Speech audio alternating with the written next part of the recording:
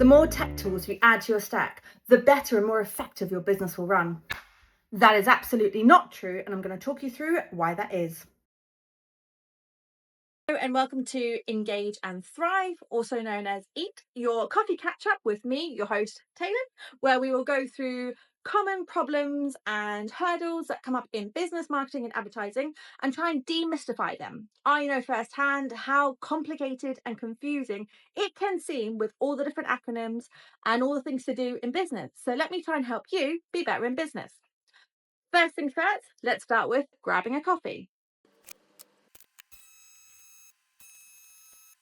Right, to straight up mythbusters, adding more tech tools to your tech stack does not make your business run more efficiently. A lot of times adding more tech tools actually can have a knock-on effect and have the opposite of what you think it might do.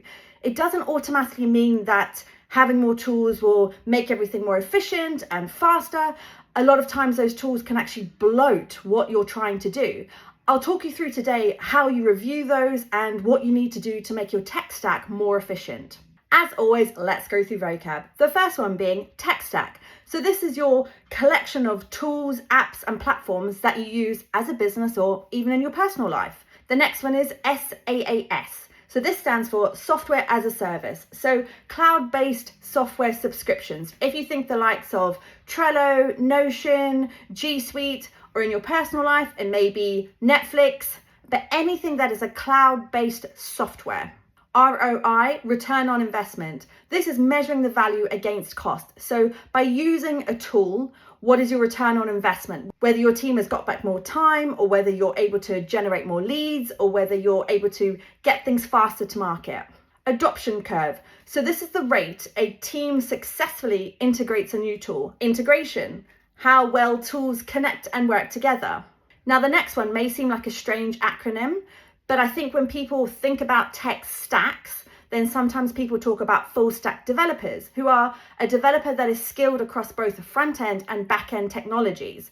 And the final one, KISS, KISS, keep it simple, stupid. This is just a principle around keeping things simple. Number one, tool overload.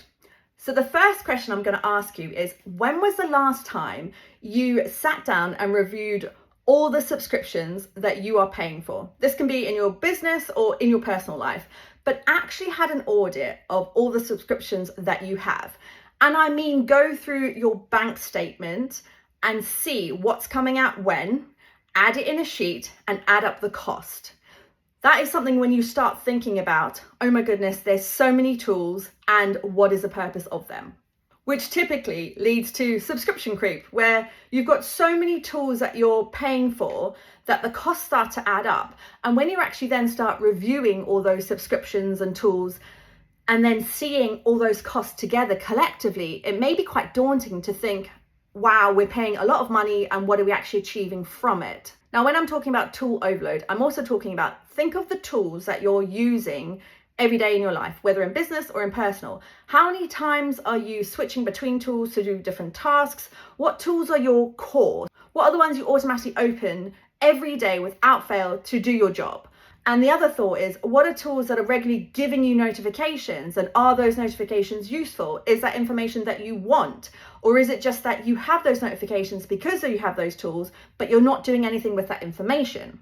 Again, with tool overload, which I lightly touched on in myth busting, but a lot of times in business, you're trying to improve efficiency. So you feel like by adding an additional tool or software, whatever it is, this will help because this tool is not doing that. And what ends up happening is you have lots of tools doing lots of different things. And sometimes one will break in the middle, but because there's so many connections between them all, it can be quite hard to work out where the break is and what caused that problem. And then you end up having to investigate lots of different tools just to find a simple problem. And that's exactly an example of where there's tool bloat and not necessarily being efficient in your business. To give you an example, you may have two tools that you're using or two pieces of software and you want to get them to talk, okay? And so typically there would be an integration that you can do to link up those two tools or pieces of software that you don't need to do anything else because that one talks to this one and gives you this information. But sometimes that integration doesn't exist. So you may use a connector tool, the likes of Zapier or Make.com. So that then makes that connection between those two tools. But if something breaks in your Zapier account or your Make.com account, or you run out of connections based on your subscription you're paying for, that can then break the whole train of tools connecting. And sometimes this may be as simple as you have a lead form and you've tried to connect it to your CRM, and if that connector breaks, your lead isn't going to go into your CRM, which therefore that impacts your sales. The other thing with tool overload is obviously all the multiple logins that you need to have for all these different tools. And if you have a team, you have to think about all those multiple logins that you need to have. And going back to data security, which I covered off on an episode previously, and sharing those login details or how many subscriptions and licenses you need to pay for each of those tools, because this person may need this access and that person might need it for a different thing. Again, this is all tool bloat. Number 2, choosing and using the right tools and software for your tech stack. I have to admit and hold my hands up, I am the first to try out every new tool and software possible. I do get shiny object syndrome. So especially with the way AI is evolving and there are so many things possible, I read an article or I see something that someone's done on LinkedIn and I'm like, oh my gosh, I need to try it. And I honestly am the first person to admit that I pick too many tools, I pick too many software, I'm always trying things, I'm always testing things. But the one thing I will say that I always go back to is trying something, testing something, seeing it, and then thinking, okay, so if I wanted to integrate this tool, what would it replace? What could I delete or get rid of in my business or in my personal life that this tool can do better than what I can do now? Or how is this tool going to improve my efficiency or my workload by implementing it? In saying that, this is also where it depends on your team's capability and adoption to new tools and software that has to be considered. So for me, in my personal life or when I'm doing things for my personal brand, I know that I've got quite a high adoption in terms of learning new tech and being able to adapt to new tech. However, when I think of the team and their different skill sets, I have to think about what's their learning curve. And actually, if you're a copywriter versus a designer versus a developer, they've all got different learning styles. And so if I'm trying to implement a new tool, I have to think, how easy is it for them to understand what the tool does and needs, and does it meet their needs, or is it just something that I want as a business? Therefore, that's not going to be effective, because if it's just going to work well for me and not for a team, what's going to end up happening is they're probably going to take a lot longer to learn how to use it, and then they might not find it effective because it takes so long to use, because it's something that suits my needs, and therefore things take a lot longer for the information I'm looking for. So when you're considering the tools, it really does depend on, as a business, what you're looking to achieve, and as your team, what's their capability and what they're looking to achieve. And all of those need to be considered when making the decision about what tools to include in your tech stack. Now, when I'm referencing your tech stack, everything from the likes of, okay, you're using Canva, okay, are you using ChatGPT for things? Are you using WordPress for your website? Are you using Google Analytics for your website? What are you using for social media? Are you using social scheduling tools? And then even tools down to like G Suite, what's your workspace tools that you have for the team for emails and documents and saving documents as your main drive. All of those tools are part of your tech stack as a business. So everything in your business that you're using as a tool and software is your tech stack, which it's important to note when I'm talking about that full end-to-end of your tech stack. There's also rules and regulations about what you need to capture and tell your customers. So as part of your cookies policy and privacy policy, there will be information that you need to identify to your potential customers and your existing customers of information you're capturing about your customers and potential customers. Now, I don't mean you have to list out that you're using Canva on your website, okay? Because Canva's not capturing any cookie information from your customers. But if you're using things like Google Analytics or Microsoft Clarity with the heat maps, you need to be listing that information out on your website to tell people that's the tools that you're using and those are cookies that you're getting from them. Or again, what are you actually using to potentially retarget people with Facebook ads? Do you have a pixel on your website? Again, what are you using as your email platform? How is their information stored? This also then links into other policies like GDPR. Where is that information housed? What's the data center?